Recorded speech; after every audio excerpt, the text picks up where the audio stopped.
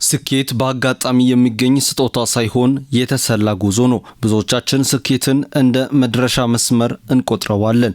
ነገር ግን እውነታው ስኬት የመድረሻ መስመር ሳይሆን በየቀኑ የሚገነባ የልምድና የውሳኔ ውጤት ነው። ሰሞኑን በወላይታ ሶዶ ዩኒቨርሲቲ የሙሉ ፕሮፌሰርነት ማዕረግ የተሰጣቸው ፕሮፌሰር ካሳ ዳካ ለስኬት የመድረሳቸው አንዱ ሚስጥር የወላጅና ቀለም አባቶችን ምክር መቀበል መሆኑን ያጋራሉ።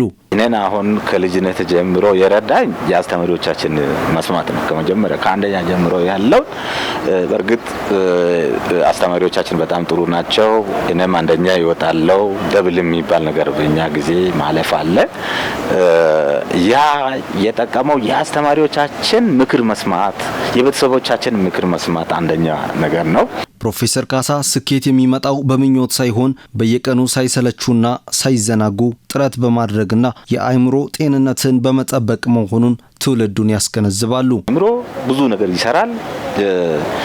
የተበላሸ አእምሮ ካለ ወይም አእምሮ ከተበላሸ ምንም አይሰራም። ጥሩ ካለ ደግሞ የትም መድረስ ይቻላል። ፕሮፌሰር መሆን ይቻላል።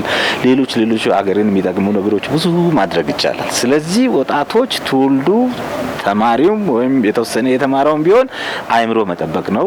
ፖዚቲቭ ቲንኪንግ እንዲኖር ማድረግ ነው። ስኬታማ ሰዎች የሚፈልጉትን ነገር ለማግኘት እቅድና ዓላማን በግልጽ በማስቀመጥ ትጋትንና ጽናትን መርሆ ማድረግ እንዳለባቸው ፕሮፌሰር ካሳ ከልምዳቸው አካፍለዋል። ትጋት ካለ፣ እቅድ ካለ፣ ዓላማ ካለ ዓላማ መያዝ ነው። ዓላማ፣ ትጋት እነዚህ ካሉ ብዙ ቦታ መድረስ ይቻላልና ትጋት ነው። ባሰቡት ነገር ትጋት ነው። ቀንና ሌሊት መስራት ይቻላል። ፕሮፌሰር መንግስቱ መስቀለ በዩኒቨርሲቲው ሙሉ ፕሮፌሰር ማዕረግ የተሰጣቸው ሌላኛው ምሁር ሲሆኑ ለዚህ ደረጃ የመብቃታቸው ሚስጥር በአባታቸው በኩል ያደረው ልዩ የትምህርት ፍቅር መሆኑን ይገልጻሉ።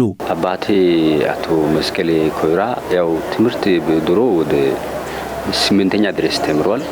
ግን እኔ እንድማር በጣም ይፈልግ ነበር እና አሁን ካረንትሊ አርሶ አደር ናቸው።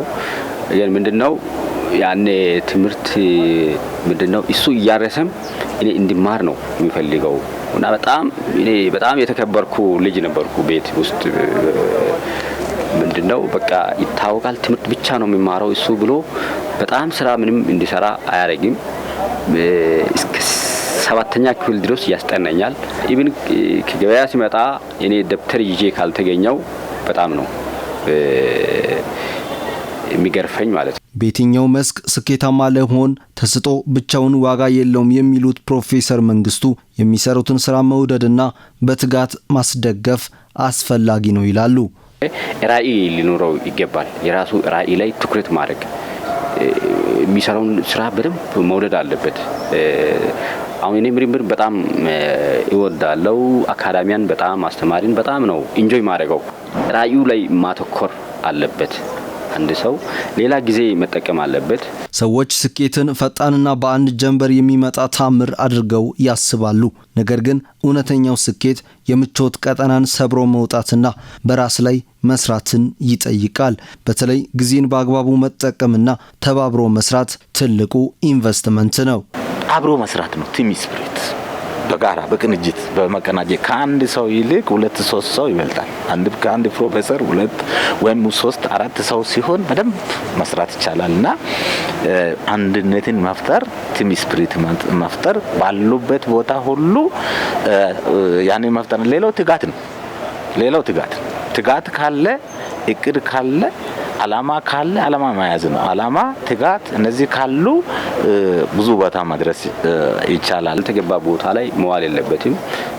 የራሱ እሱ መድረስ ያለበት ለምሳሌ ንግድ ሊሆን ይችላል። እሱ አድጋለሁ ብሎ በሚያስበው በሚያተኩረው ላይ ትኩረት አድርጎ በሱ ላይ መስራት አለበት። ጊዜ በደንብ መጠቀም አለበት።